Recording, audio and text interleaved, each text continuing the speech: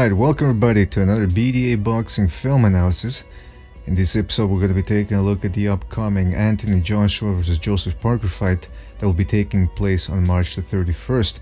Now this is a fight that's getting a lot of hype. Boxing fans are excited, the media is paying a lot of attention to it, and as well they should. It's a heavyweight unification fight, even though it seems like most people are already sure and certain that Anthony Joshua is going to win this fight. It's possible. I mean, I'm certainly leaning towards Anthony Joshua like everybody else, but there's a couple of things here, mistakes that both guys make. They do a lot of good things too, so we're going to be taking a look at that in the upcoming weeks. We're going to be breaking this film analysis series down into little chunks so that we don't just do two 45-minute videos, because those can get a little tedious after the first 15 minutes. So we're going to be breaking this down into little chunks. And in this one, we're going to be taking a look at Joseph Parker and how he dealt with Hughie Fury, who is at around the same height as Anthony Joshua. So without further ado, let's get started. Alright, so looking at Joseph Parker here, you can see that somewhere around the 5th round, as you can see, he started to realize that Hughie Fury was dancing around him. Hughie Fury, for a big guy like his cousin Tyson, can move pretty well. Probably has some of the best set of feet, or footwork I should say, in the game right now. And he was really causing Joseph Parker some trouble.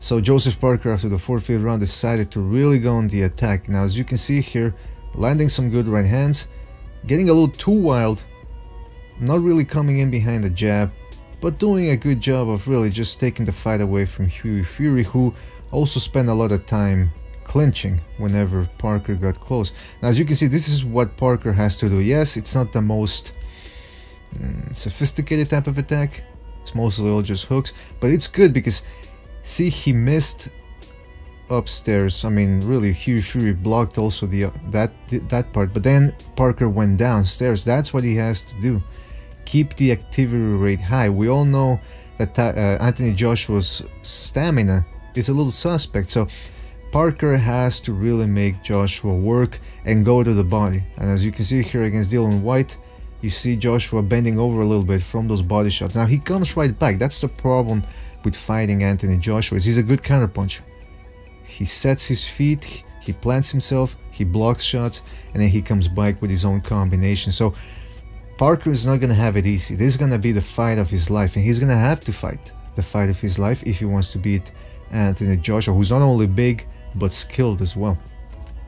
So you see here Parker continuing, see, landing good right hands, doubling up on them, coming forward, closing the distance with good speed, and he landed a bunch of overhand rights. And this little sequence might seem innocuous to you, but see how he missed with the right and then goes to the body with that left hook. He's gonna want to do a lot of that against Joshua. But now here's something I didn't like.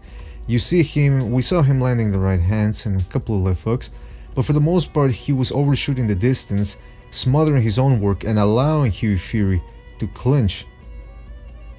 See? And then he gets turned and he has to reset and restart all over again. See, you see him being turned, and really he gets a little off balance. We're gonna see here when he misses that jab. Look at this beautiful move by Hughie Fury, and Parker is left off balance and looking a little foolish. See there? And there he eats a right hand. Again, there Fury rolled with the overhand right and almost got him with a counter right. There, see how Parker comes in just way too open. And like I said, Anthony Joshua is a good counterpuncher. So see, you see Parker coming in. Look at how exposed he is, and he just barely missed with that right hand. There he caught him. There he catches him with an uppercut. There you see Fury rolling. Right, he rolls with the overhand right and almost catches him with a really short right. It was a very sloppy fight. There he got caught with right. Here we're seeing the slow motion replay. Here's the right. You see how Parker's coming in, and he did a good job of parrying and countering with jabs. Talking about Parker. but for the most part, his attack consisted mainly of coming forward with hooks. So here he's jabbing, and he drops that left, and he gets caught with a right hand. Now you can see that he sort of rolled with the shot at the last minute, so he took a little bit of the power pad of that shot. But for the most part, again, they're walked into a right, and this, like, what was, like, let's look at it in slow motion. So he's coming forward, again, just wild hooks. He's getting a little desperate. He knows the fight is close. So he's out of balance, out of position there. He sees that Hughie Fury, even though he's leaning back, is in a position to counter. And then he jumps. It's like he jumps, like, what?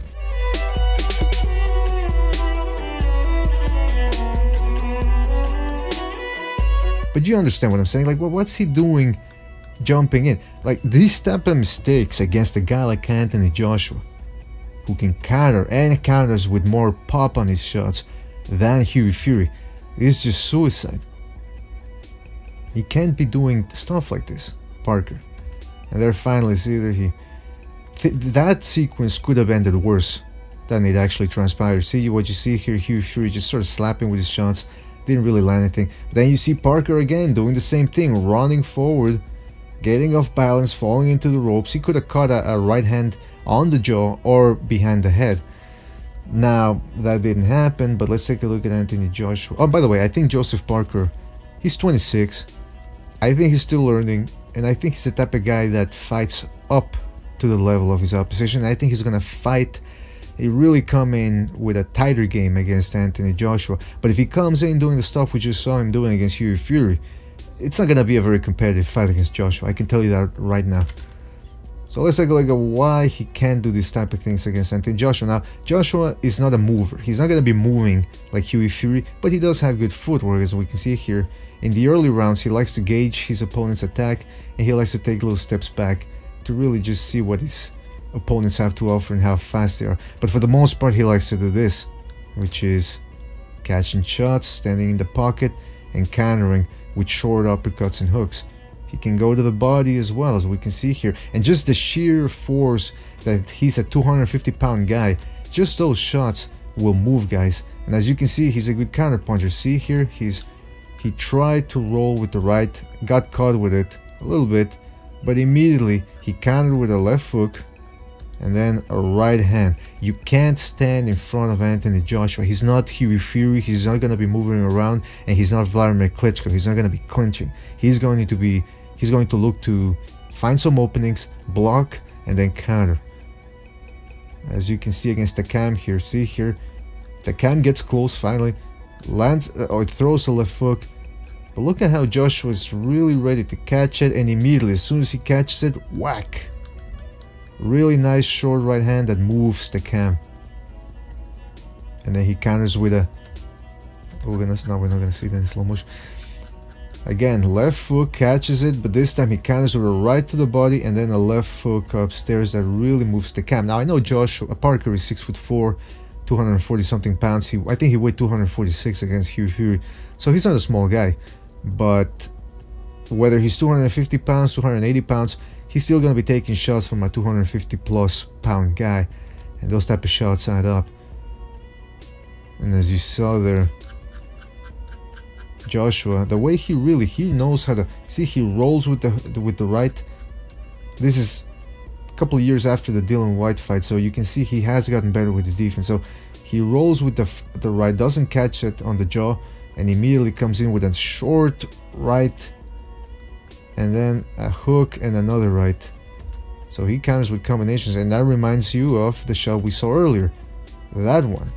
See how if Parker comes in wild and overshooting his shots the way he does here with that right hand, and Joshua rolls, he's gonna come in with a tight right hook. And now Fury was leaning back against the ropes, doing a little rope-a-dope, so he wasn't really in a position to counter with power on that right hand. But again, Joshua's not gonna be leaning back.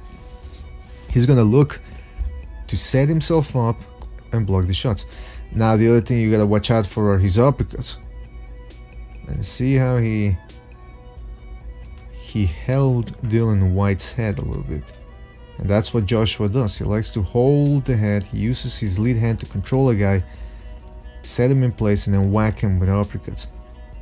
But he doesn't always do it. Like here, Dylan White coming in wide open, and Joshua countered him. And again, also the Vladimir Klitschko sequence at the end, where Joshua also held his head and really caught him with a huge uppercut. But as you can see here, again, Parker comes in too wild. He can be lined for an uppercut. And we're looking at another sequence here of Joshua. You see Takam coming forward, and Joshua holds his head with the left hand and tries to come in. Now Takam, thankfully for him, fortunately for him, he leaned back and that uppercut missed. But again, you see Parker here coming with the left hand low, and this is what can happen. Joshua can counter. He's quick with his counters, quick on the trigger. So he, against Brazil, he ducks, he dips. What am I saying here? He dodges the jab and then comes in with the right hand. Now, he missed that shot by inches, by an inch. And you can only imagine what would have happened. But then look at how Brazil counters with her left hook, and Joshua immediately rolls under it. I'm always surprised at how quick Joshua is for a big guy. And there, see what happens there? He ate a jab.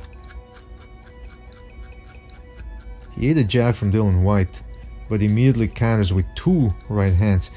You can't stay... Oh, and a left hook afterwards. Left hook and then another right hand. So you can't stand in front of Anthony Joshua. He's not going to be doing this. He's not going to be leaning back. But then again, that's the thing. If you come in too wild against Joshua, he can also counter with huge shots like that one. So it's going to be imperative for Parker to stay composed. He did, like, again, we're going to look at that in the next episode or in the following episode, how Parker has good defense and he does have quick hands. He's going to have to use that quickness to the best of his advantage. Don't become too wild. Stay tight with his defense, because really he can't take too many shots from Joshua, who's a 250 plus pound guy.